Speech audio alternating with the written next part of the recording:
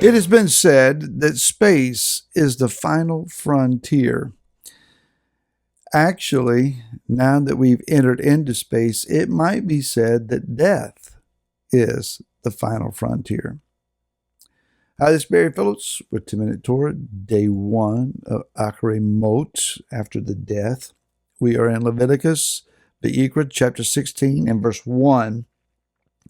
And Yahweh spoke to Moshe after the death of the two sons of Aaron as they drew near before Yahweh, and they died.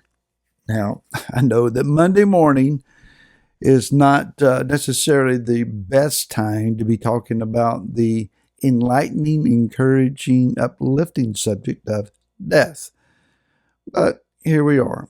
One note before we get started today. I apologize to those that were looking early on Friday morning of the past week for the 10-minute Torah portion. There was a loading issue. YouTube is not always the most cooperative site to load onto, and it didn't get loaded up until later in the day on Friday. I apologize to those that were disrupted in their normal routine of things.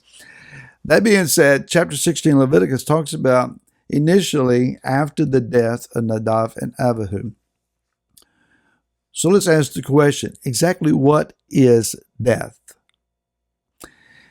You know, we have had those that have ventured into unknown territories. We have those that have experimented in the realms of science and made great discoveries that heretofore were not understood. We have accepted challenges and found ourselves in unexplored territories in many aspects for many years and many generations. Those who conquer such things, we call them heroic, groundbreakers, barrier breakers. They push and push until they discover what it means to be in an unknown place. Space is one of those. We've often wondered since the creation of man about the stars and the planets and the reality and what it would be like to be out there among them. So we've sent explorations into space, and we not only had those that returned to tell us about the venture, but had cameras that broadcast it back to the earth, unless you're one of the conspiracy theorists that believe everything of that nature was filmed in Hollywood. I'll leave that for others to debate. So death, what about death? And haven't we had those that have died and gone on to the next realm who then were told it's not time for you to be here yet, so I'm sending you back? That story, that supposed experience sells a lot of books and tapes and media. It gathers a lot of attention. I'm not going to sit here and say that no one has ever had that experience. Perhaps some have. I would also dare say that many, many of those who claim such experiences have sold books and CDs and tapes and websites and things. I do question why Yah would permit the death of someone only to tell them, you can't come here yet, I'm sending you back. He doesn't make mistakes, so that kind of leaves your head being scratched and your brow being furrowed and wondering what happened there. And so what is death? Well, if we have no genuine official, absolute declaration from someone who has been there and returned. Again, not saying someone hasn't done that, but is it credible? And then it begs questions. I will say this, I've not experienced it, and I can't tell you what it's like. I can imagine.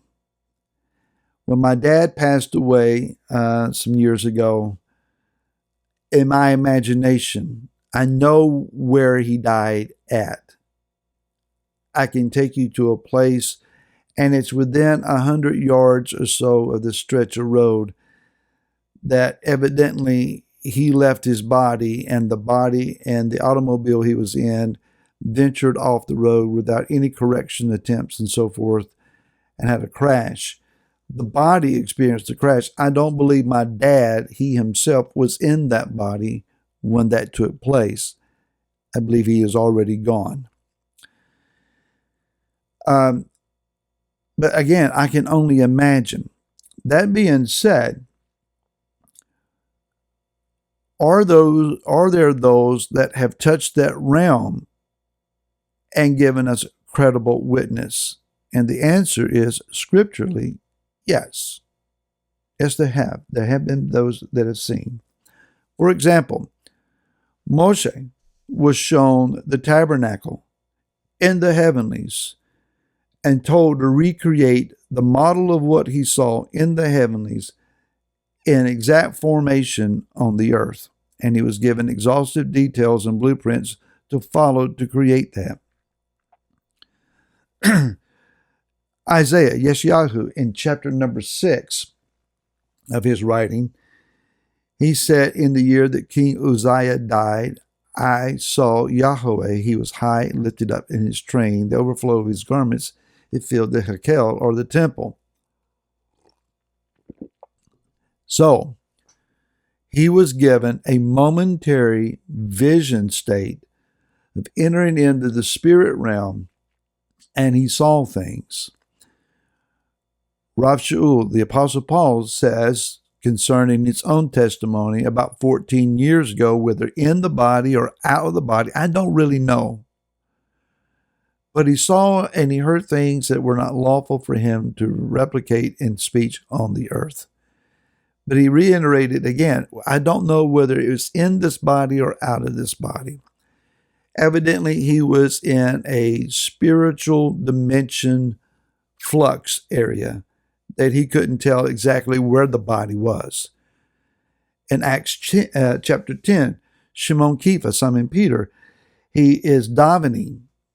He's doing the bending and the davening of prayer, as is the Jewish custom. And he goes into a visionary state, and he sees this sheet full of animals being let down, and hears Yah's voice. Ezekiel describes being grabbed by the hair of his head and pulled out into the spirit. In chapter 37, he sees himself in a valley of dry bones, and he's having a conversation with Yah about these bones and how that they become an army. And he sees two sticks in the hand, and it's the voice of Yah says that in the prophet's hand the two will become one. Famously, we read the book of Revelation, and we see how that Yochanan was taken up into the spirit, and there he is shown things and hears things that he records to the best of his imagination and understanding in that day. On and on again, throughout the scripture, you're going to be able to read in Daniel's writings, Zechariah's writings. Some of the prophets, they quote verbatim what they hear.